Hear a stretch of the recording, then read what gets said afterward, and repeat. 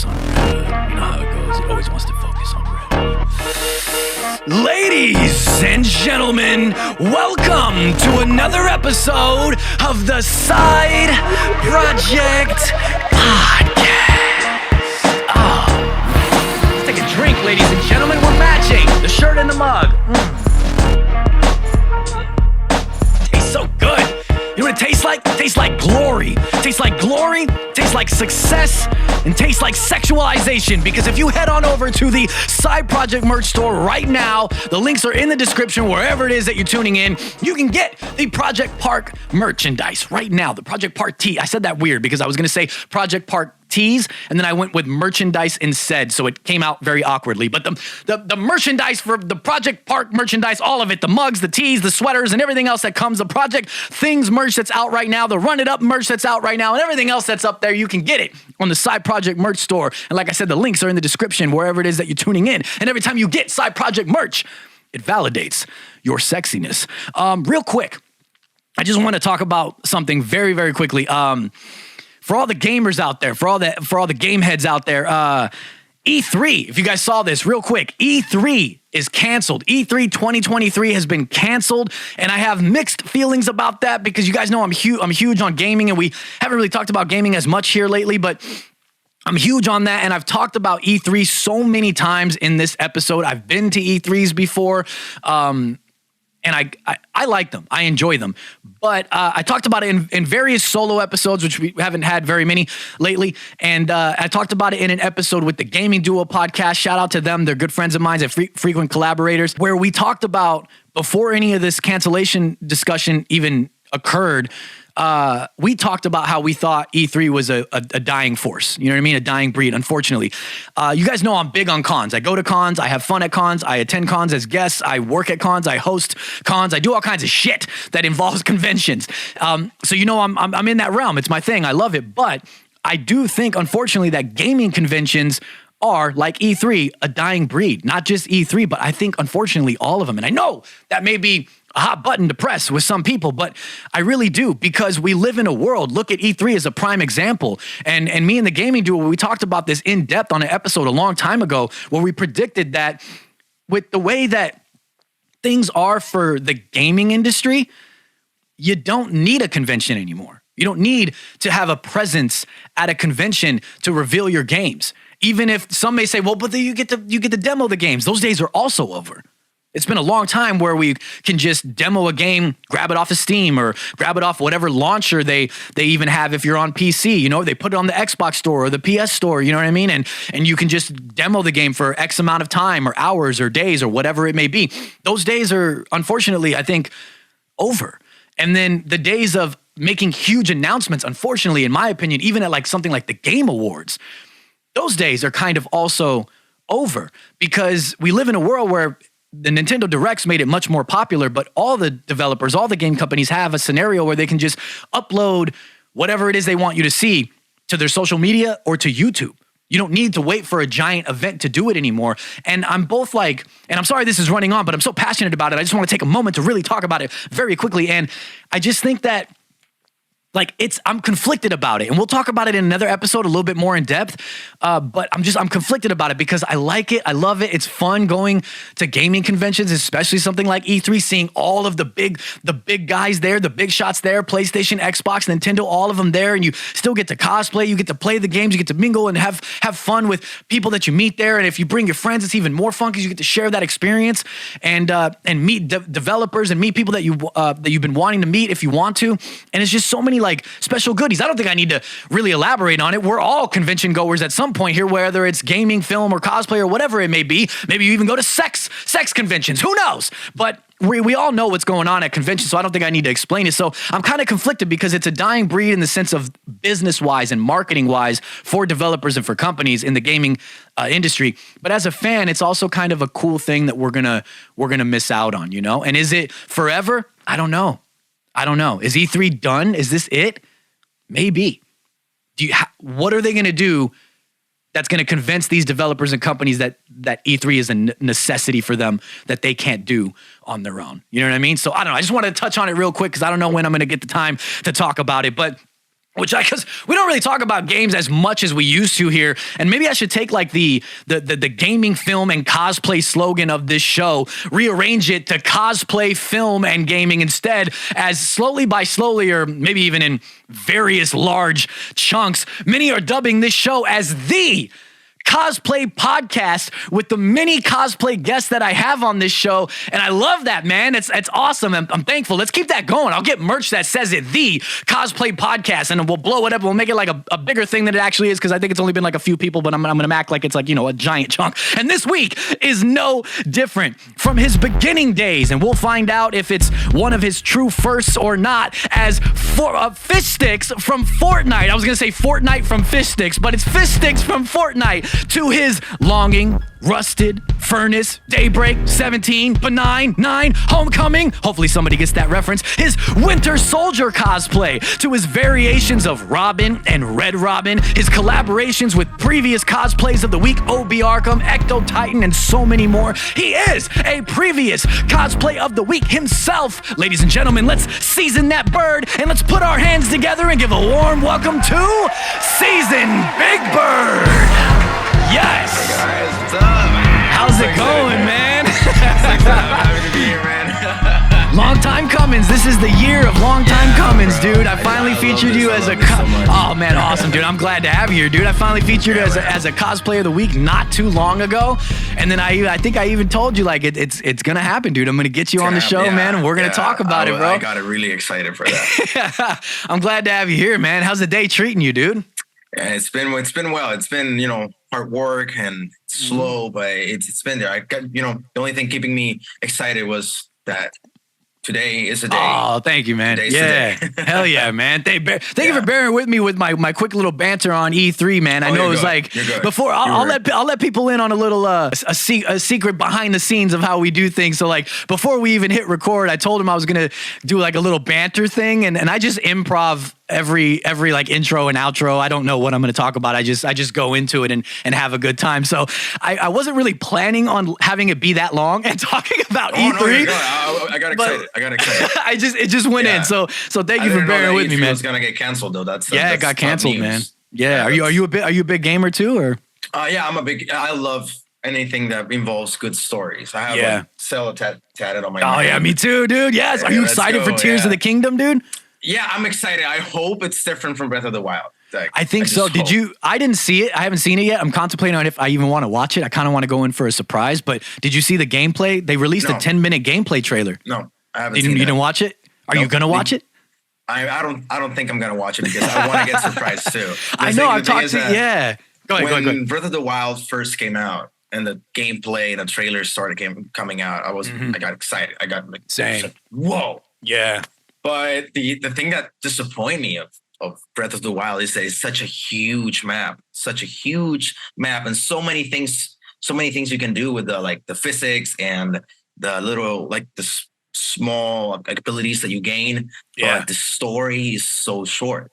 It is kind of short, huh? Yeah, and they don't give you good side quests neither. It's like, take a picture of this bird. I didn't like the picture thing. I'll give you a price or something. Yeah, exactly. Yeah. You know something else that I didn't like. I don't know if you can recall this, but did you beat the game? You beat the whole thing? I didn't do the shrines. But I did, but just like the story, the main story. So when you finish the main story, I don't necessarily need a new game plus. I don't really care about that. But because it's an open world game, I would like to go back into the game after I beat it. Without you can't do that. How most open world games are. For instance, I'll take Spider-Man as an example. If you played that after you beat Spider-Man, you can continue playing in the world and doing stuff. You can't do that with Zelda. If you want to, with Breath of the Wild, if you want to go back and play Breath of the Wild, you have to use an old save state, like a save game.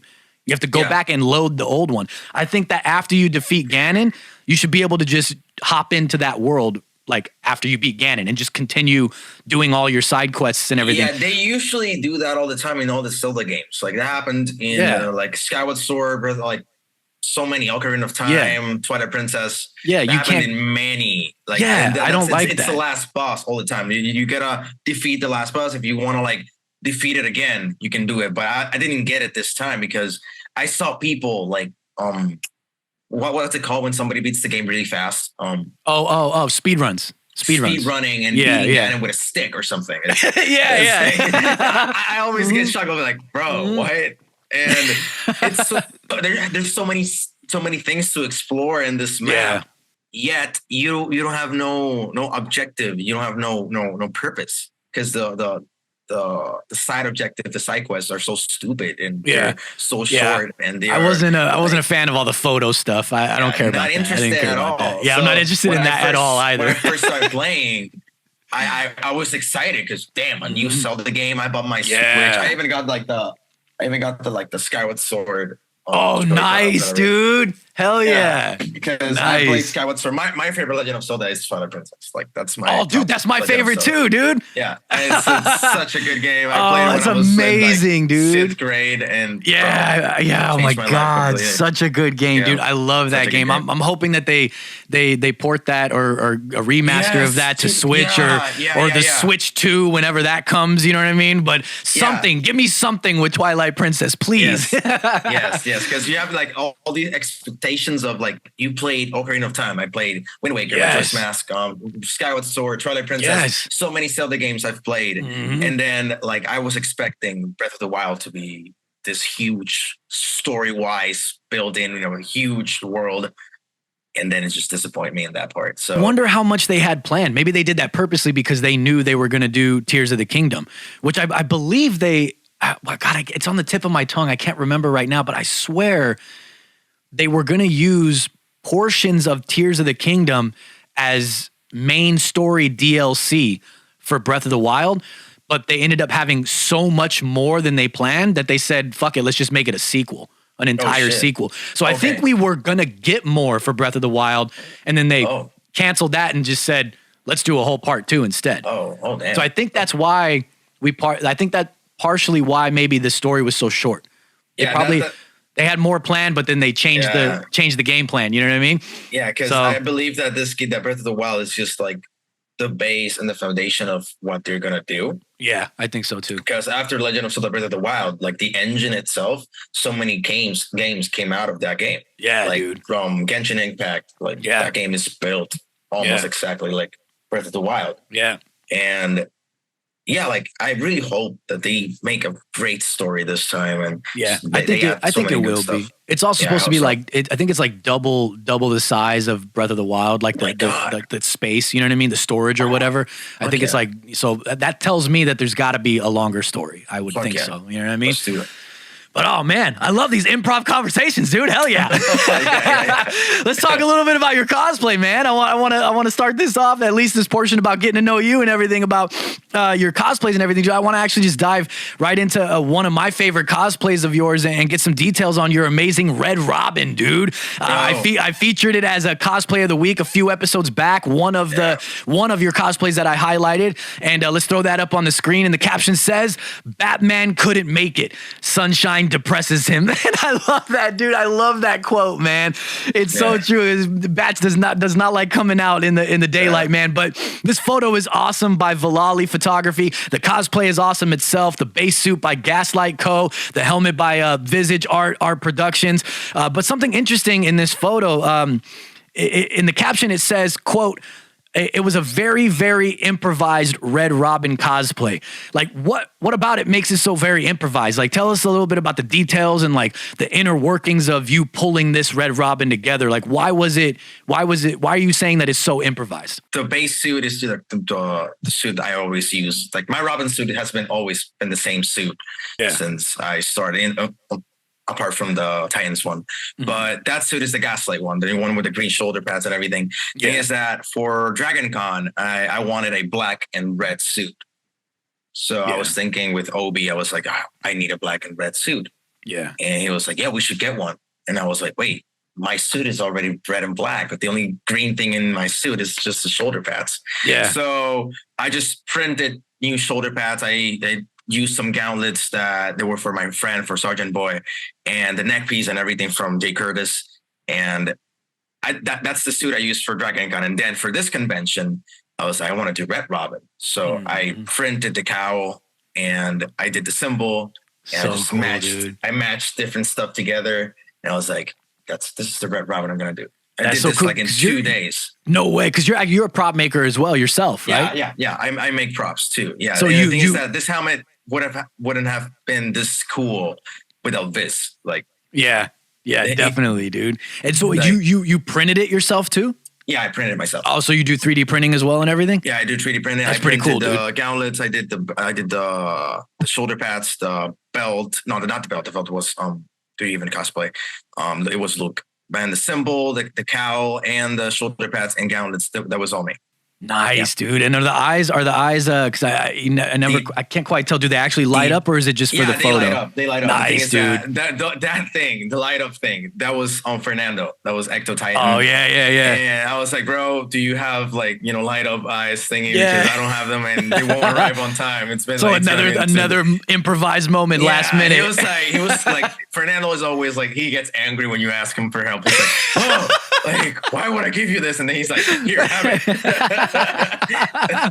Like, doesn't want to lend his stuff out, but then he probably feels bad. He's like, all right, man, here you go. He'll do it. He gives he lends a hand all the time. That's funny. The light up part was like really improvised. Like the cutout on the eyes, it's like foam, and the visor with the light up things. And I still have a cowl right here.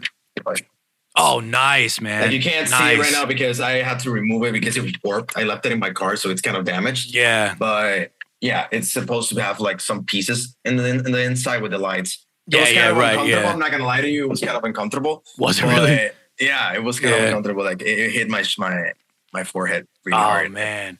Well, you pulled it off flawlessly though, dude. Yeah. And the thing is that it's so improvised, yet so like this is not my greatest work. This is not my greatest Red Robin. Man, this is one of my favorites, so that's crazy to say that. It is crazy how much people like the suit. Yeah, dude, it's awesome. Like 2 pictures and so many people liked it. I was like, whoa, like damn.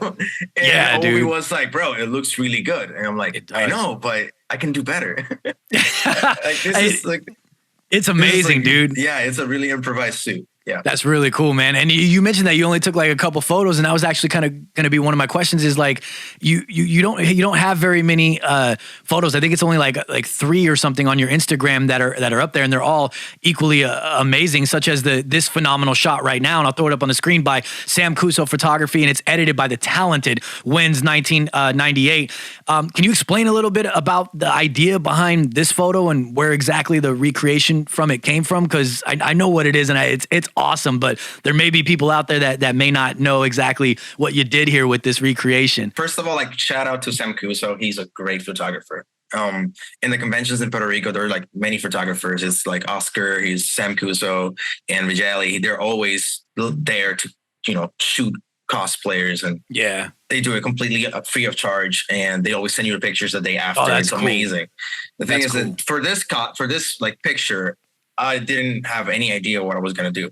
But when he sent it to me, it just gave the complete vibe on that beginning scene where they're investigating the mayor's murder scene in the Batman. Yes. And he's walking, looking at the scene, and there's this shot that he goes like this, and he sees the kid sitting down, and he's like, "Oh shit, the kid."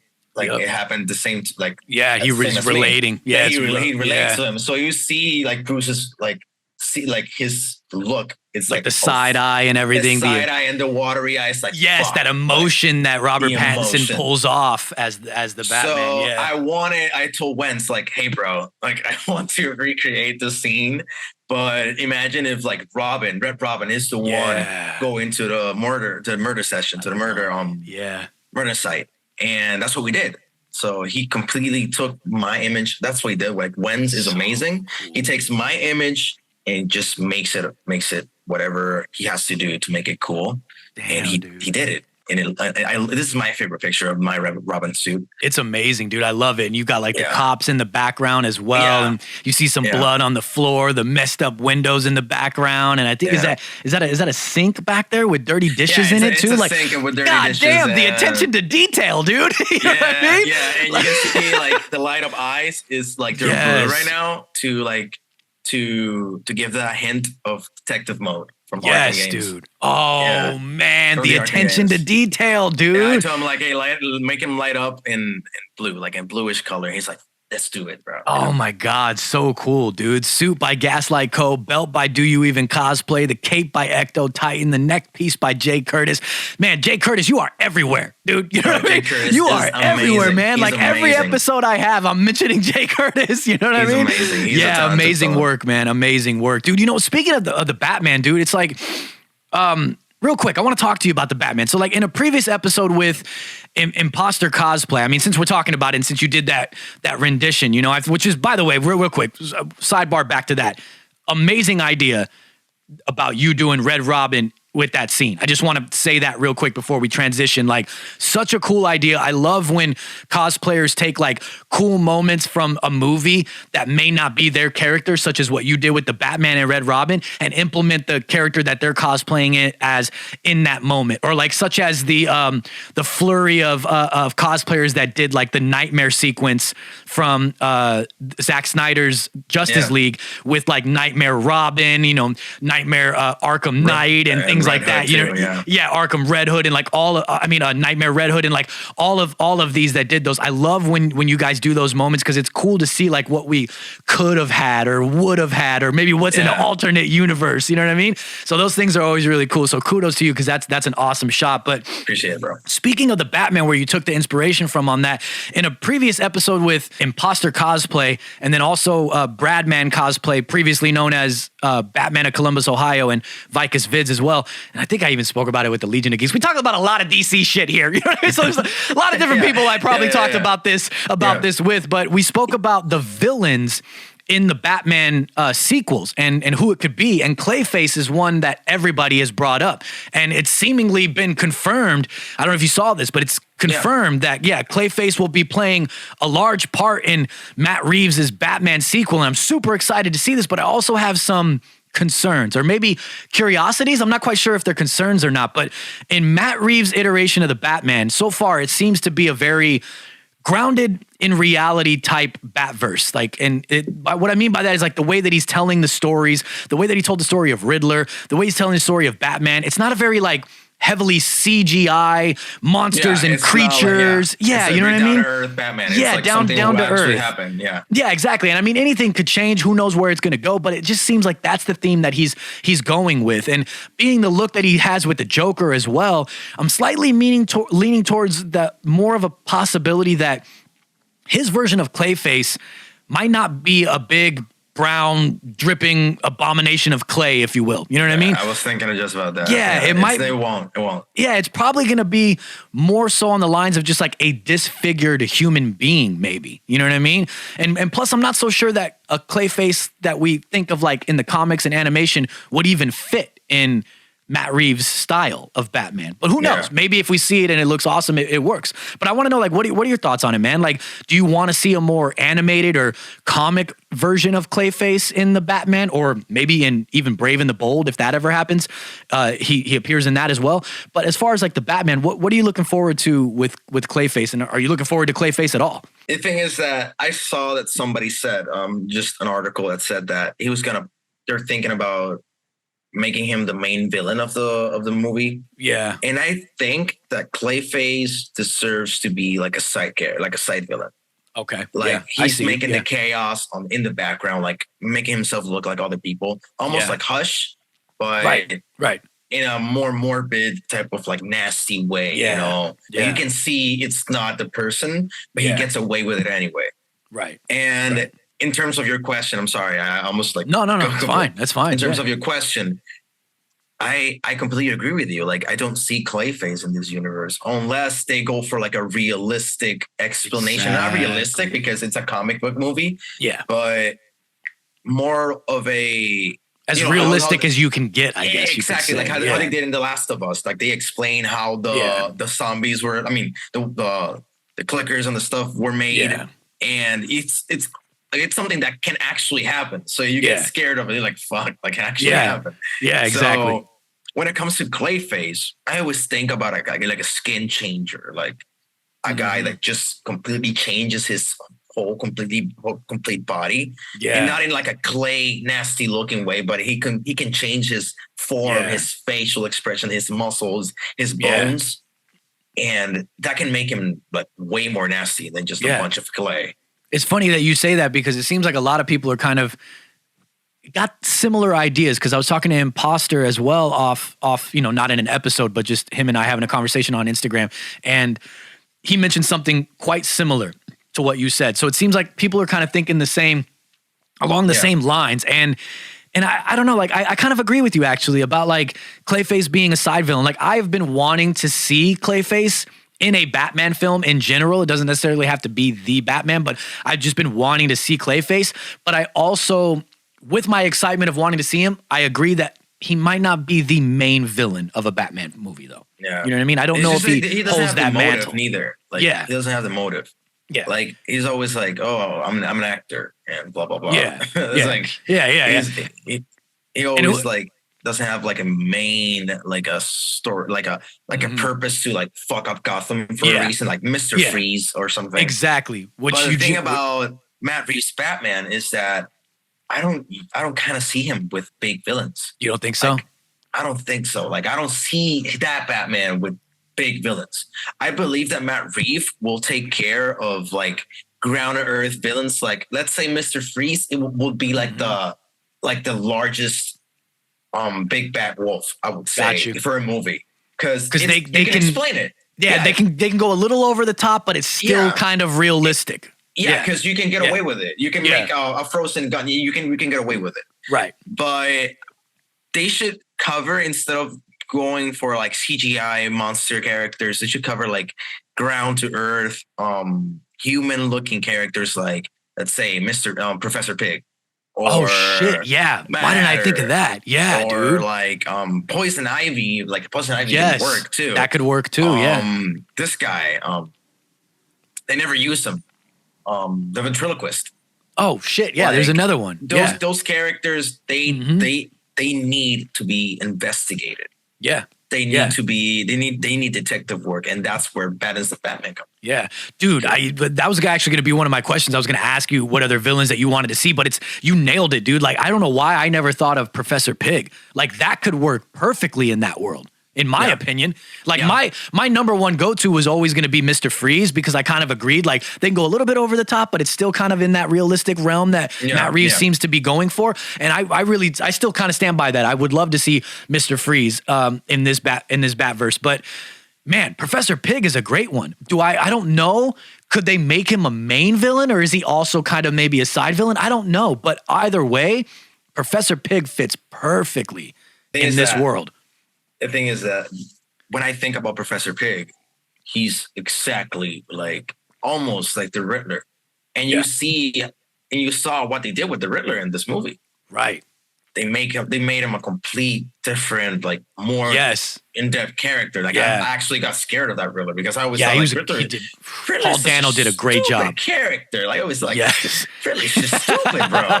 It's like, oh, riddle me this, Batman. And they pulled it off in a great way. And then when they made the villain, he's a completely Zodiac killer. He's like a exactly. Bro. Yeah, they did a great job. That's a Batman villain I can get away with. Like I love that. I love that whole applying that kind of similar concept would work with Professor Pig. You're done here, Valentine. Let them go. Oh no. Aside from the Batman and everything, and back into your cosplay, and also aside from just your Red Robin, you have other Robin cosplays as well, sticking with DC and sticking with Tim Drake, man. You have the more so armored Titans look that you brought up, and this thing is awesome as well. The big chest plate, the big breastplate and everything with the armored look and the battle-worn look. And so if anybody's shooting at you, as long as they don't hit your face, it'll bounce off your nipples and fly back at them, and you'll kill them in the process. But this photo is awesome as well by Ace Labs, and you also have your Urban Legends inspired Robin design. Again, the photo by Ace Labs, and shout out to everyone who helped you make this suit come together, because it's also equally awesome. It's also one of my faves, which is Gaslight Co., Archetype, Luden Cosplay, Do You Even Cosplay, OB Arkham, and Sergeant Boy 22. Then you also have like an altered version here where you did a shoot with Jeff Jenkins Photography, and it's the more with the long sleeves, the black shoulder. The stealth look. I call it the stealth look. The stealth look. There you go. Yeah, man, this thing's awesome, bro. I wanted it to look like the Tim Drake from the animated series that is just yes, I see that. Yes, I added the sleeves because I left my sleeves at home, and that's in Dragon Con, so I'm a long way from home.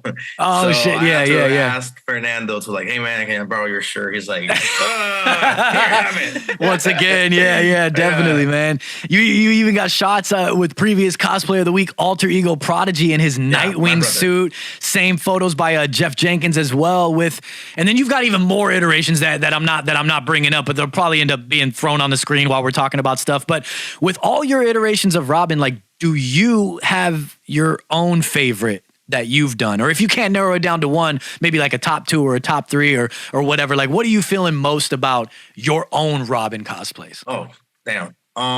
Like what are some of your favorites? The thing is that, so I think my favorite is like the OG Gaslight with the green armor. Like that's my favorite, dude. iteration, because it just keeps evolving to what I wanted it to look like. Yeah, the one with the cut off sleeves and the green shoulders. Yeah, exactly. Yeah. And that is like what I want my suit to look like. Nice, dude. And I just keep adding to it to make it look good. Like my last iteration of that suit is the one I used for KatsuCon. And with the gauntlets from Jay Curtis makes it completely perfect. Right, dude. And you is that the same suit you used for the shots with Obi Arkham that you guys did with like the big what was it, like a factory or something you guys took those shots behind? It's an old alcohol factory, yeah. Damn, that's crazy. Was it abandoned? It's an abandoned one, yeah. That's so cool. It's really dangerous too. Like I bet. The ceiling is falling. It was about to fall on top of each other. But did anything fall when you guys were there taking photos? No. The thing is that there's some pictures that if you look at my Instagram, we're like there's like a platform and I'm like high up. That's really fucking high. I'm gonna tell you that. Was it really? Yeah, it was really high, and I remember Obi being like, bro, like I was like so scared, and he's like, just don't move that much, just stay still, because he was scared of me falling. Yeah. Oh man, yeah, it was. Those shots. Cool those shots are awesome too, dude. Like I every time I'm like, oh man, your Red Robin is definitely one of my favorites. But with your Robins, like I say that. The ones that you took with like Obi are my favorites, but then like the ones you took with Jeff Jenkins, like Jenkins in that suit, like that's also my favorite. Like I don't know if I can truly decide, dude. Like I don't know if I can even pick like a top 2 or 3. But for you, it's the one with the green shoulders, huh? Yeah, because it's my dream suit. It's my the one I designed, and then for the later ones, it's like something I put together with what I have. Yeah. You get me? Yeah. So I believe that the green one and the one I use for Dragon Con are my favorites because it's that one I can move better. Right. Dude, some of them. Does the one with the armor limit you at all, or is it it's just a chest piece, right? Yeah, it's just a chest piece. But for that one, that's the Titans. The Titans one, yeah. Yeah, the Titans Jason Todd. I made a Titans Jason Todd. That was like a project. That was the first Robin, quote unquote. Yeah. Like first, because when I was like way younger, I tried to do like an armor version of Robin. Yeah. And like I dressed up like Robin for Halloween when I was like 4 years old. So it's really funny. Now look at you. You know what I mean? It's wild. It's wild. So when I first did this suit, like the Titans Jason Todd suit, I was like, nobody has ever done it. I'm gonna make it myself. So I did the bodysuit with my sewing teacher. I sew it myself with my teacher, and I did a complete, almost a replica of the Jason Todd suit. Yeah. And then I started scraping off what I didn't like of the design, the gauntlets and shin guards, because the shin guards were huge, bro. Yeah. The shin guards were enormous. Like really? It was like for that suit, I had to look for so many information behind it. Yeah. Like I had to text LJ Super Suits. I had to text Thomas Lorber, like the the stunt double for Corin Walters in the series, and he was so nice about it. Like he explained to me, like, hey, like they attach the Velcro this way, so you can do it this way, so it's more comfortable for you. I'm like, bro, like you're amazing. Thank you so much. That's so awesome. Like, he actually helped me, so I was really grateful for that. I went for different gauntlets, different belt, different shin guards, different masks, because I just wanted to look more fresh. And then I said, how would Tim Drake look in this series? But, the new suit just came out. It looks amazing. But like that was my vision back then. I didn't have a lot of like knowledge behind the suit making progress, and I'm really proud of that one. Yeah, they look awesome, man. All your Robins are absolutely awesome. And I did mention, I mean, besides like the Titans and the Jason Todd thing, but you also said like how would Tim look in it and whatnot. But I mean, I mentioned that because you kind of have more so of a focus on Tim Drake's iteration of Robins within your cosplays, and I'm curious as to why that version of Robin out of all of them. I know for me, one of my favorite things about Tim Drake's iteration is actually Red Robin. That's one of the reasons I'm so into Tim Drake as Robin, because I love Red Robin.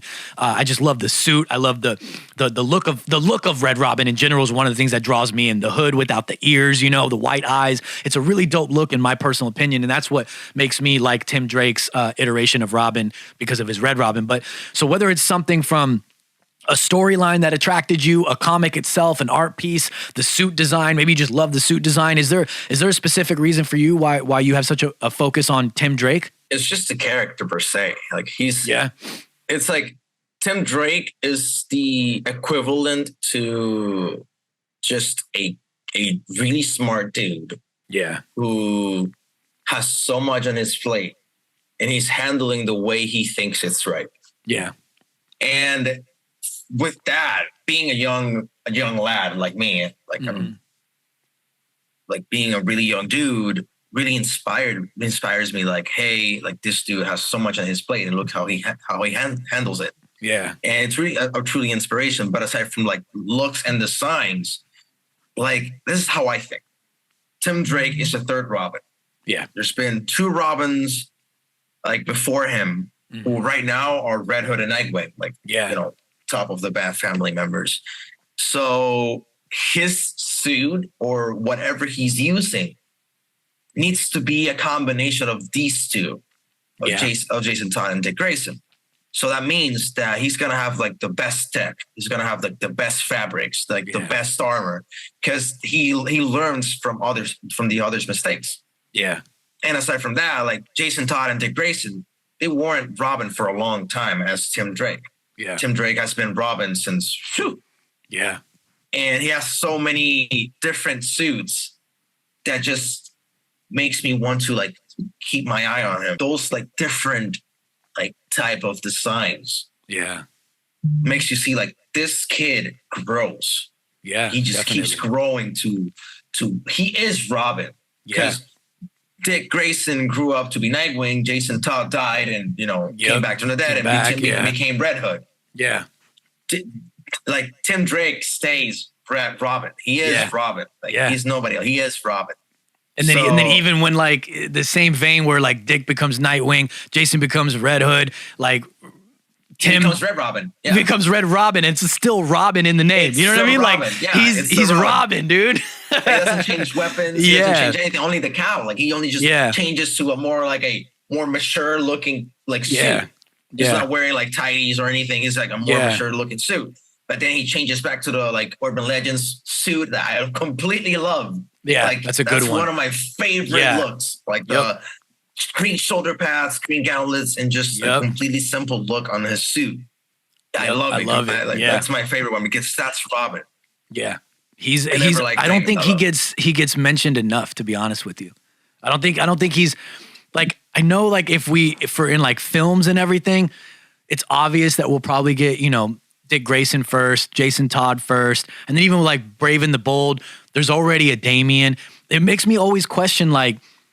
Where's Tim? Like nobody focuses on Tim. And then because I do this podcast and we talk about like DC and Robin and all this kind of stuff all the time, even in our conversations, even with me being a fan of Tim, like it gets lost in the conversations here on the podcast too, because everybody's always talking about, Dick, and everybody's always talking about Jason. And then again, like I said, with Brave and the Bold coming, it's now everyone's gonna be talking about Damien even more. I'm curious, like, are they gonna include Tim in this? Like, is it gonna be, for Brave and the Bold, is it gonna be like a universe where like Dick is already Nightwing? You know what I mean? Jason may already be Red Hood, and they're meeting Damien and getting aware of Damien. So does that mean Tim is the current Robin in Brave and the Bold? And then like I always wonder, because are we just gonna kind of just fuck off Tim again and not mention Tim in any of these films? I would love to see. I wouldn't be surprised. I know, right? When they announced Brave and the Bold, the only thing I hated about that is that even though we've seen this like iteration of stories so many times, I want to still see it. I want to see their version of that story. I want to see their version of the death of the family. I want to see their version of like the Dick Grayson's parents dying. I want to see their version of Dick Grayson's turning into like Robin, and turning into Nightwing, or Jason turning into Red Hood. I want to see Tim Drake. That's what I want to see. I don't care if I've seen it in animated movies, animated series. I want to see how it's done in live action. I want to see how it's done in live action. Really well done in a movie. Yeah, definitely. You see that combo? Yeah, you're still dropping your shoulder.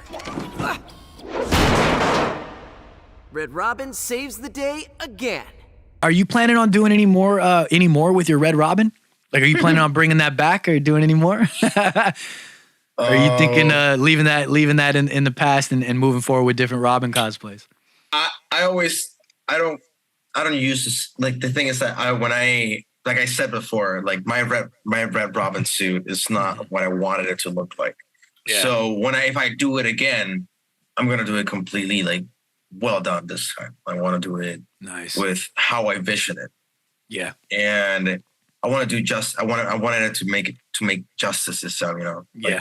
Full I feel armored and like, what if Robin? Like, what if this is how I think when I'm making my suits? What if Batman died and Tim Drake needs to like take over the mantle? Got you. Yeah. Like, all the Bat family members died, so he needs to like be more protected. He's the one now. Yeah, exactly. He needs to be more protected, so he can't just use a normal mask. He needs to use a full cowl, a full gauntlets, like shoulder pads, chest piece, and everything. Like Batman gear turned into Robin gear. Right. Hell yeah. Just like that. I like that idea, man. Well, I hope you do more, because it is one of my favorites of yours for sure. Red Robin's one of my favorites in general. I do want to talk to you more, and we are going to talk a little bit more about some stuff. Before we do that, though, let's break up the monotony and let's get into this week's Cosplay of the Week. And this week's Cosplay of the Week is none other than Raymond Wayland. Oh, God, I hope I'm pronouncing that right, brother. I actually know Raymond, but it's spelled Weiland.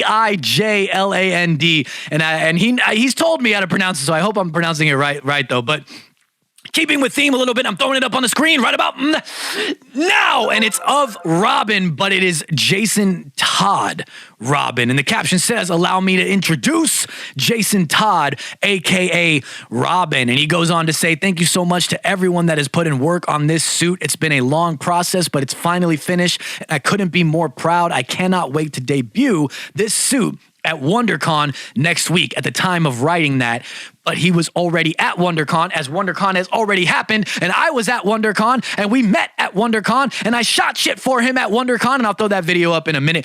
But let's talk about his actual cosplay real quick. Phenomenal, dude. Phenomenal, Jason Todd. Like I said, I saw this thing in person, and as amazing as this photo is, who's the photo by, actually? I'm trying to look at that. Let me see. I don't think he said who the photo was by. Raymond, let me know who the photo's by so I can give him credit, man. As phenomenal as this photo is, I've got to tell you guys, this suit looks amazing in person. Like, it's so well done. I love everything about it, man. From the eyes all the way down, the neck piece and everything, the cape flowing, the big bulky green shoulder blades and everything with the big Robin R. All of it is just, it pops too in person as well with the bright green and the red. The belt is phenomenal. Everything about it, I'm telling you guys saw it in person. It's so good. The Robin emblem, the middle pieces, and the neck seals made by Jay Curtis. Once again, Jay Curtis has been mentioned in this episode so many times already, and Jay Curtis is mentioned in every cosplay of the week. Jay Curtis, just come on the show already, man. Just come on the show and co-host it with me. You might as well. You're brought up in every episode, brother. And the base suit is by Leather Fashion Valley. The boots are by Tilly Effects. The knee pads are by Strong in Costume. The cape by D_H_ cosplay. Olympian props with the bracers and the shoulders. And then, of course, he credits Caleb Weeks for helping him design, paint, and put together the suit. And he says, seriously, couldn't have made it happen without you guys. This thing is awesome. And while I'm talking right now, there's a video playing that I shot for Raymond at WonderCon. Great time. I also shot some stuff for Caleb as well. Great time with both of these guys. And I can't reveal too much, but I will say in the future, we have some awesome things in the works and I can't wait for it. But as far as his suit, your Robin suit is phenomenal, dude. I think it's really cool, your Jason version, and the fact that it's I'm doing it during an episode where we've got Season Big Bird here. Season Big Bird on this episode, and we're talking a lot about his Tim Drake iterations of Robin, a lot about his Red Robin as well. If you guys don't know each other, I highly suggest you follow each other, and hopefully just maybe for me, you guys will work together. But do you guys know do you follow him or no? Yeah. Okay. He's cool, amazing. Cool. He's a great dude. Yeah, absolutely awesome, dude. And I want to throw up a second photo before we get up out of here, and I want to throw that up on the screen. Like, now. You guys know I'm a giant Marvel fan, as well as a lot of people here as well. Even Season Big Bird does Marvel cosplays aside from his various DC cosplays, and this photo is of Caleb and Raymond together. Caleb in his black and red Daredevil, one of my favorites of his, and Raymond in his amazing Spider-Man suit, and this thing is awesome, dude. I love. Okay, look. Andrew Garfield is one of my favorite Spider-Man. The first suit that he did is one of my favorite suits, despite the fact that a lot of people don't like it. I do. And I love it too, man. I love it. And I like that it was different. That's just me though. Yeah. But this is amazing. The way that this suit is on this specific photo, forgive me if I missed it, man, on any of your other posts of your Spider-Man. You've got other Spider-Man alongside this version, but I didn't see any credits of like who did the suit, where you got the suit, if you made the suit, if it was Leather Fashion Valley, because I know you guys are partnered with them due to my Caleb episode. I don't see the credits, so go ahead and when this is a promo clip on Instagram, or even if you end up watching on YouTube and everything, go ahead and write it down in the comments, man, and give everybody the credit that they deserve, because all you guys are absolutely amazing. But I love this, no pun intended that it's a Spider-Man cosplay here, but I love it, dude. I love like the darkness of it. It's not like a super bright Spider-Man suit. It's not like the bright blue and the bright red, and though some people dig that, I do too, but just the way that you have this, the way that it fits you, man, it's perfect, dude. The suit it's from fits, the movie, exactly from the movie. It's like exactly from the movie, but just the way that it looks on him and the way that it just looks in this photo as well. It's like, it's just perfect, man. And I really dig it, dude. Season Big Bird, man. You got anything that you want to say before we wrap this segment up? I love the Robin suit. I love like both of the suits, but like focusing on the Robin suit. Yeah. It's like, it was shocking when he first like dropped it in my Instagram. I was like, bro. Yeah, dude. Like, oh man, I got so excited. Yeah, dude. The thing is that it looks like a Jason Todd from the same, like when I say same universe as mine. Yeah, dude. It looks like if he was like the Jason Todd from my Tim Drake. That's what I'm saying. I wish you guys would work together, man. The same like neck piece from Jay Curtis. Yes. Like, the same shoulder pads. Yep. And it looks amazing. Like I love how he like had the green, like everything just matches. Yeah, perfectly. dude. Yeah, and it's amazing. Did such a great job, because I know Caleb worked on the suit too. Yeah, I can see his work on the suit, and it looks amazing. Like, yeah, definitely, dude. Yeah, Shout out, you did such a great job. Yeah, 100%, man. If you're not, everybody, please go follow Raymond Wayland at Raymond WEIJLAND on Instagram, and as well as on TikTok as well. I don't remember if that's his actual TikTok name right now, but you can obviously probably just find it at link in bio and all that stuff on his Instagram. Go follow him if you're not, for his Robin cosplays, for his Spider-Man cosplays. He's got other Spider-Men up there and all kinds of stuff. The dude is an awesome dude. I met him in person. We linked up and we had a great time together. Please go follow him, like I said, for all of his stuff because Raymond, your Robin, and Amazing Spider-Man for me and Season Big Bird Cosplay of the Week is amazing. Yes.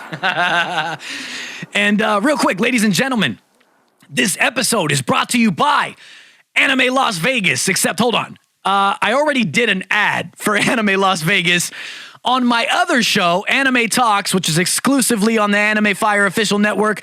And hey, you know what? I'm not even going to lie. I'm going to cut a corner here, and we're just going to play that clip that's also sponsored by Anime Las Vegas, and we're just going to play that clip here. And just going to have to fucking deal with it. Enjoy. Thank you, good sir. Ladies and gentlemen, this episode is brought to you by Anime Las Vegas, an amazing anime convention full of many things anime, cosplay, and so much more, coming this April 22nd and 23rd at the Expo at the World Market Center. Over 400 vendors for you to pick up all of your anime goodies from, all the goodies that you can, well over 40 guests with the likes of a huge Naruto cast, Johnny Young Bosch, Troy Baker, Lex Lang, just to name a few. The cast of Death Note, the biggest Bleach cast ever assembled in one place, a Chainsaw Man cast reunion, and I could go on, and that's not even covering the panels. Like, come on, it's not even covering the panels, man. There's gonna be Anime Slam, which is professional wrestling, an anime-themed car display, the Dreamland Maid Cafe, and believe me, I'm barely scratching the surface. There's so much more, man. Tickets are on sale right now at animelasvegas.com, and they're only $45 for the entire weekend. What more do you need? You know what I mean?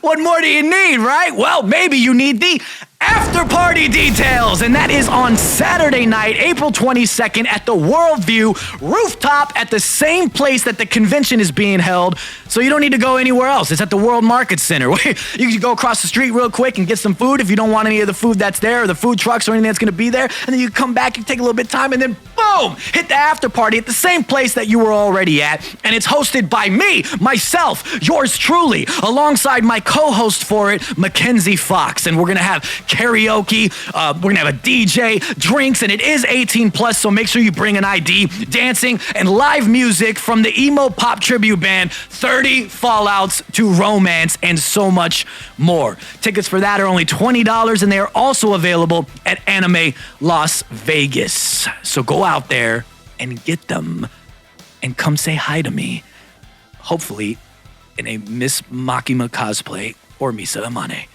Ricky, please scoot me on out of here. Yes, sir.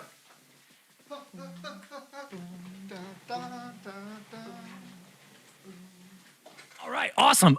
Before we start to wrap up, I want to get to know, and I do want to get to know a little bit about you, so we'll ask a couple questions here depending on time and everything. I got some other stuff I want to know about you, but I want to get into something that I like to call shotgun questions, and it's just kind of like a quick random thing. You know, I didn't tell you anything about what we're going to be talking about. I always say it's going to be rapid fire, but it never ends up being rapid fire. So like, I'll try to make it rapid fire. we'll see what we can do, but we always end up just having like full-fledged conversations about it. So that's why I said I want to get to know more about you, but depending on time, we'll see where this goes. So anyway, here's the shotgun questions, man. I got 3 of them for you. Out of these Batmen in film, you've got Keaton, Bale, Affleck, and Pattinson. You can only choose one, and the rest and their universe cease to exist. Who do you pick? Who do you pick? Bro, I'll have to pick Affleck. Yeah. That's one of my favorite Batman, dude. That's one of my favorites, man. Yeah. You got a reason why? You want to say why or no? Oh, because I think it's about Affleck is that even though he's like at the end of his story, there's so many things that we can cover with him. We can make some flashback movies. We can make some like forward movies. So like, what happened to the Robins? Did he actually had any other apart from the first Robin? Yeah. Like, what can we do with this story? We can do so many stuff. Like Bale Batman, it's done. Keaton Batman, whatever. Yeah, I know a lot of people say that. It's crazy. Madison Batman is just starting. So you get me. Like, yeah, I get you. Yeah, definitely. Nah, good pick, man. You can pick 2 superhero powers to combine. You can choose any 2 superhero powers out there, and they're yours. Which 2 do you pick? super speed Nice.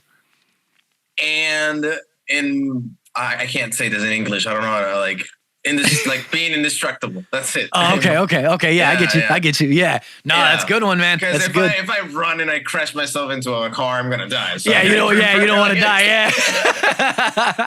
For sure. Hell yeah. If you could pick any time period, any era to time travel to, where would you go and why? And you can have up to 3 different choices if you so choose. So anywhere, anytime, and you can have up to 3. Where are you going? I would say myself. Yeah, just you. I guess if I say the 50s, I'm gonna get killed. So No. No.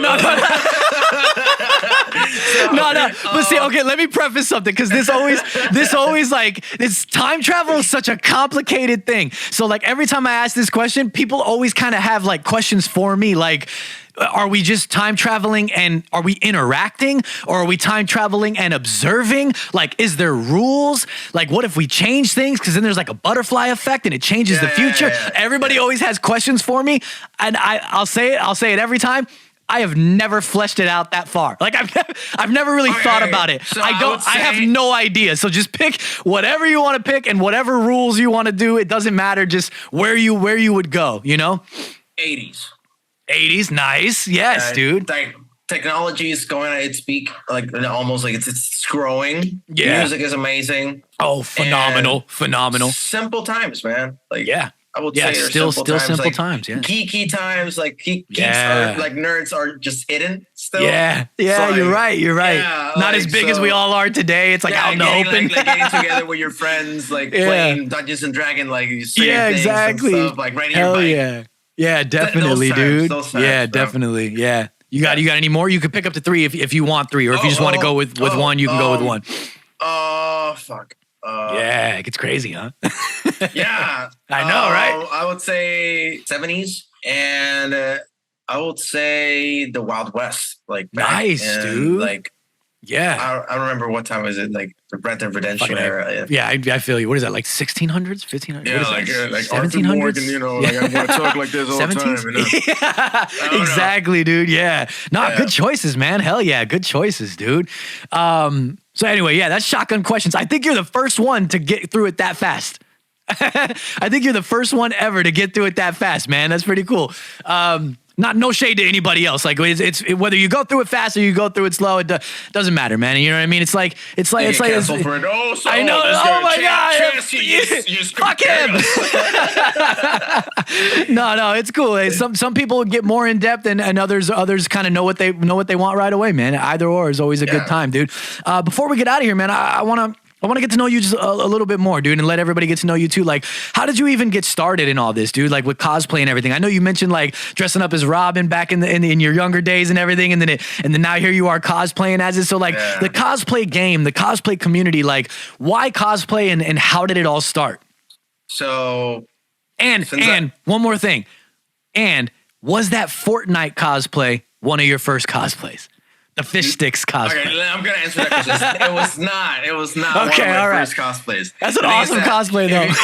If you go to my Instagram, that's the first cosplay you'll see. Yeah, exactly, because I did a deep dive, man. I always do a deep dive. It is not my first cosplay. I just love fish stick a lot from that game. That's cool. Yeah. My beginnings, I can say like my beginnings were like when I was a kid. I used to love Zelda, love like medieval stuff. Yeah. So I would create the Hylian shield from Legend of Zelda in cardboard, or like cardboard swords, or like I will take bamboos. Well, there's a cardboard shield behind. Right there. Yeah. Hell yeah. So like I will try to make stuff out of like materials that I find when I was a kid. So I will create shields with my friends. I will create cardboard armor and stuff like that with tape and Sharpie. Yeah, I bet. when I first knew about Comic-Con, I was like, Comic-Con? That was like in 2013. Mm-hmm. I was like 11 back then. I'm 20 right now. Yeah. So I was like, whoa. I first went with my dad and I saw all these people dressed up And I got so shocked. I was like, "Whoa, this is a thing! You can Yes. actually like dress up. This is a It thing." was like that moment for you. The You're like, awakening. I was "Oh." like, "I love this people, bro." Yeah. So I then discovered my first cosplay, like my first OG cosplay, was Steve from Minecraft. Oh, nice, I made dude. a full-on cardboard, like animatronic Steve. But it's a full-on Steve cosplay, and it That's was like my hilarious. first cosplay, and I loved it. Like it was the whole experience of people reacting, and interacting with you, Yeah. and you just get in full like character. I was just walking all the time like this with the sword, doing this, and it was so fun. And That's so cool. I went 3 days in that convention. I dressed up like Nightwing. Nice. Those pictures don't exist. You don't ask for them. Like that. Those are dark times. Burn And those ones, huh? And this is really fun because this is where I discovered foam. Nice. And like it was just a black T-shirt with some foam armor inspired in the Ismahawk Nightwing. That I got to inspire myself from Alter Ego's videos. Like he used to make, nice. Yeah. like, Alter Ego used to previous make- cosplay of the week. Shout out to Alter Ego Prodigy. Like Yeah. Alter Ego Prodigy used to make YouTube videos when he was a kid, when he was young, making Robin and Nightwing costumes, like cosplays. So when I was a kid, I used to watch him as a kid. Yeah. Making suits. So now that we're like best friends, it's crazy, bro. Yeah, it's I crazy. bet. I have a few of those myself. Yeah. I have a few of those myself. Like I see, like I used to see you when I was a kid in YouTube, bro. Like it's amazing that we're friends now. That's cool. That was like my beginning on like finding out that you can make armor out of foam.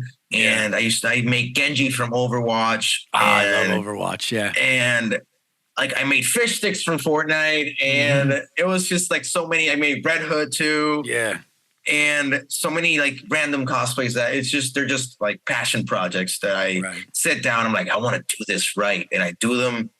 And like I never like bought any of my cosplays. Like this is the thing, like people like they want to do a cosplay. They always do it. Like they do it like this quick. Yeah. And I don't have that. I can't do it. I'm like, I want to cosplay this character, but do I like that character that much for me to cosplay it? Right. And so if I don't like it that much, I won't give my 100%. Yeah, you want to put thought into it, a little bit of emotion into it. That's why I call it projects, because for cosplay for me is a way to release my artistic abilities, I can say. Like just how to express myself artistically, because I can't paint for shit. I do paint, but like it's not your strong suit. It's not my strong suit. Like my strong suit is painting props. Yeah, I love painting props. I love weathering props. I love giving story to a cow. Like for example, like I could say, like I love when you guys do that shit. Yeah, I see the scratches on the like he's been beat up before. So it's a new cow, but he's been beat up a few times. He has landed on his face a few times.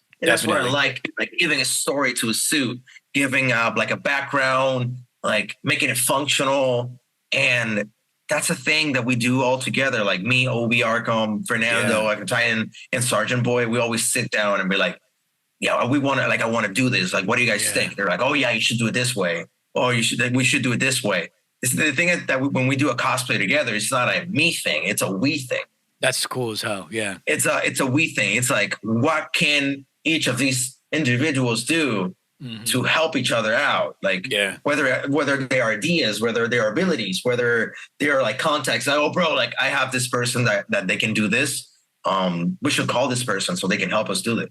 Yeah. So this small group turned into like a whole ass bat family. That's so cool. Amazing. Yeah, which brings me to my next question then. Like you have a lot of collaborations. You just mentioned a lot of them. Obi Arkham, previous cosplay of the week. Ecto Titan, previous cosplay of the week. Alter Ego Prodigy, previous cosplay of the week. A lot of people that I know as well, that I have conversations with, and a lot of people that have been featured on the show. But I want to know, like, I know that Obi and Ecto, they live in the same place as you, right? They live in Puerto Rico, yeah. So how did you guys all meet? Did you guys grow up together, or how did that happen? No. We met because of the community, but okay. I met Obi and Fernando. Like I knew about Fernando's existence because he cosplayed Robin. Like he's cosplayed Robin so many times. It's shocking how many times this guy has cosplayed Robin. Yeah, and the thing is that I've been a fan of like Extra Titans for a while now, and Obi, same as him. I've been a fan of his Captain America for a while now. I actually met him for the first time. Yeah, phenomenal. Me dressed as fish sticks. He was dressed like Captain America. Yeah, and I remember like the first time he saw me, he was like, "What the fuck is that?" I had the big ass head. He was like so confused. He was like, "Why is this guy taking a picture with us?" That's hilarious. And I had the Stormbreaker back then, so because there's like this cinematic of fish stick having the Stormbreaker, right? Yeah, so he was so confused, like, "Why does this guy has a Stormbreaker, bro?" That's hilarious, man. When I first started doing my Robin suit, he uploaded his Batman suit, so I was like, "Bro, we should collab." He was like, "Bro, fuck yeah." I'm like, "Yeah, let me finish my suit. I'll let you know when it's done." When I finished my suit, that's when we first like did the pictures together. We made our photo shoot. At first, those pictures are those are the pictures where I'm like this and Fernando's like this and he's in the middle with Scarecrow in the back. Yeah. That's our first like photo shoot. And since that day, we've been like this close, bro. Like that's cool as hell. Brothers. Yeah. Ever since, like everywhere I go, if I travel, I go with them. Man, that's like cool. Grogu, he's Mandalorian. He's like wherever he goes, I go. And that's cool as hell. Like our ideas, like collectively come together, and we make amazing projects together. Yeah, and 100%. That's why I appreciate. They're completely honest. They're like, bro, that doesn't look good on you. Like, let's change it to this thing. I'm like, fuck yeah, let's do that. Yeah. That's cool as hell, yeah. And those guys are like, equally amazing, both of them. Yeah, you know what I mean? That's why I featured them as cosplays of the week. And like Fernando is amazingly talented. Like I've learned so many things. He built my 3D printer. Like when I first ordered it, he built my 3D printer. He set it up. He teach me a lot of things, sewing, sanding, painting. Nice. And I owe a lot to this guy because he's always been there every time. Like I go, hey man, I need help. He's like, oh. Like, like, I don't want to help you, man. Like, well, what do you want? What do you need?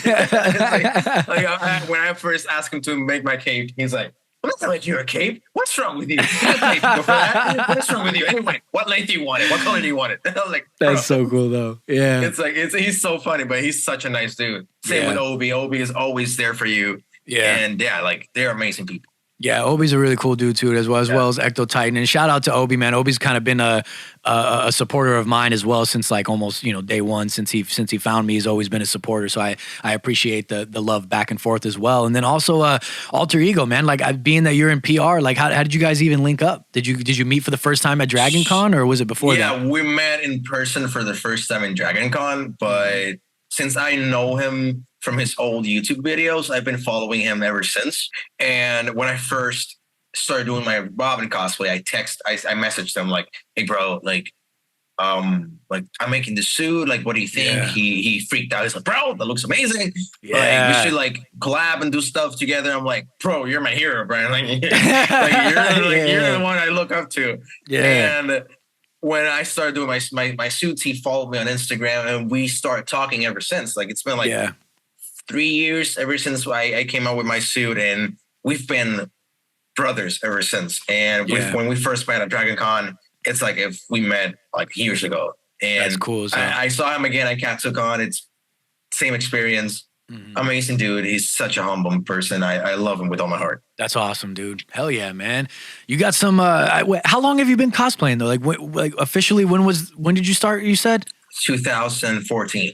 2014. Okay, yeah. You've been doing it quite a long time now, man. And look at you, dude. Amongst the giants, you know what I mean? Amongst the giants, man. Yeah, making a name for yourself, and busting out with equally amazing cosplays as all these giants, dude. I mean, you're phenomenal, man. Doing from making the props yourself to printing stuff yourself to making it all come together to getting everybody involved, just like you said. And that's one thing that is synonymous with this show as well. You know, I always say it's not. I mean, it is my podcast. But it's like it's not my podcast, it's our podcast, you know what I mean? So I feel that camaraderie that you have with your boys and everything, with all these guys and like-minded people, and that we all know that we're all in the community. And I'm so thankful that all of you guys also welcome me to the community and do come on the show and have that. And that's why I do also label it like as it's our podcast, because I want you guys to come on and give you guys a spot where we can talk about all these things. So it's really cool. Like, oh, thank you, man. It's like, it's really cool that you feel that same way. Such a great job. Like, thank you, man. Thank you. So many cosplayers that. Thank you, man. They deserve that call out, you know? And giving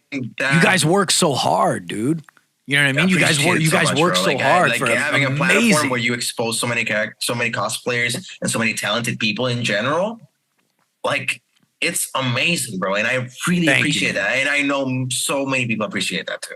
Thank you, So man. you're I doing appreciate it. amazing work, bro. Yeah, I only brought that up because you said the same thing about like you guys all coming together and everybody making great shit, and that's what I live for, man. And that's one of the reasons why I started this too. Is that's the same feeling that I get. You know what I mean? Everybody coming together, and I love to see it too. You know what I mean? That's why I do the cosplay of the week, because it does take kind of a, sometimes it does take an army to make your cosplays pop. It's everybody coming together. Yeah. Everybody plays their parts, from the prop makers if There's you're not no doing shame it in that. yourself. There's no shame in that. No, Yeah. not at all. There's no Yeah, shame and in from that. No. from the editors to the photographers to everything in between, you guys all make it what it is, man. And so I love talking with you guys about it, dude. So I want to thank you for being here, man. We are gonna wrap up, dude. It has been absolutely awesome. I feel like we're gonna have a part 2 in the future, dude. You're such a great conversation. I'm always down for We this. could talk about so many things, from games to sir. cosplay to films, dude. I love the fact that we had so many different conversations throughout the time of this episode, and then still brought it all back to your cosplay at the end of it all, dude. So before we get out of here, man, I want to give you the floor to say whatever it is that you want to say, plug whatever you want to plug, reveal anything you want to reveal if you've got something you're working on, and or if you're going to be at any conventions, just whatever it is that you want to say, go ahead and say it, man. There's not any announcements, but I just want to appreciate. I'm just gonna thank you for like so many people for like supporting like anything that comes with like cosplay, or just any projects that, you know, go out there. And if you have a project yourself or something you want to work on, don't be scared of asking your heroes or like the people you look up to, your favorite cosplayer. Don't be scared of asking for opinions or any like ideas. Like they've been there and they're gonna help you. So if you need anything when it comes to ideas, designs, opinions, let me know. I'll always lending a hand. Nice, man. Man, ladies and gentlemen, Season Big Bird, man. I love it, dude. Thank you for coming, brother. I really appreciate it. And while we get up out of here real quick, hold on one sec. Let me, it's getting a little chilly in here, so I got to go ahead and I brought up the Gaming Duo podcast earlier. My boys, I know the camera's going all over the place with the focus and the lighting, so bear with me. But the Gaming Duo podcast, while we get the outro going, I just want to support my boys, man. The Gaming Duo podcast, they got new merch, and it's absolutely awesome. I love it. So we're going to go follow the Gaming Duo podcast. I think it's the gamingduopod.com as well for their merch and everything. I don't know. I'll put it at the bottom of the screen while I'm rambling on about all this. But great dudes, great podcast, great merch. I love it. It's an awesome fit. Go get it. It's equally sexy as my merch validates your sexiness. Theirs enhances your gameplay, and it makes you rub your nipples while you're gaming. It's crazy. It's all kinds of shit happens when you got these guys' merch. Season Big Bird, thank you for being here, and everybody tuning in, thank you for watching, for liking, for commenting, for sharing, for doing all of those beautiful things that you do over on youtube.com/Side Project Podcast. When you go down, you hit that big red subscribe button that says subscribe, and when you press it, it goes, and you get 100 sexy project points. What are we doing with those project points? I don't know, man. 140. He doesn't know yet. I don't know yet. I'm still trying to figure it out. 140 episodes. As of right now, they're kind of just like Mario coins or Sonic rings. You just kind of collect them. They don't really do anything, except for Sonic. They kind of help you stay alive a little bit longer. So maybe that's what the project points do. I don't know. If there's anybody out there that wants to try that, go ahead and try it and write down in the comments. No, it didn't work. I died. I don't know how I'm writing this from beyond the grave. Either way, let me know. Figure it out. You let me know. If I figure it out, I'll let you know. Thank you for watching and listening on Spotify, as videos are available on Spotify as well. And thank you for following and rating and doing all those things that you do over on Spotify and listening wherever it is that you listen to podcasts, maybe Apple Podcasts or Google. Is that still a thing? Google Play? I think they got rid of that. I don't know. But I thank you from the bottom of my heart. If you're looking for me, you can find me on Instagram at IGHatesChazzy. That is my personal Instagram, and everything else you need to find me on is on the screen right now. And if you're looking for the podcast as a whole, you can find it on Instagram at Side Project Podcast. Remember, that's project with a K. For me and Season Big Bird. And you know what? Like I said, supporting my boys, the Gaming Duo podcast. We are, and all of my mugs, every single one of them, out of here.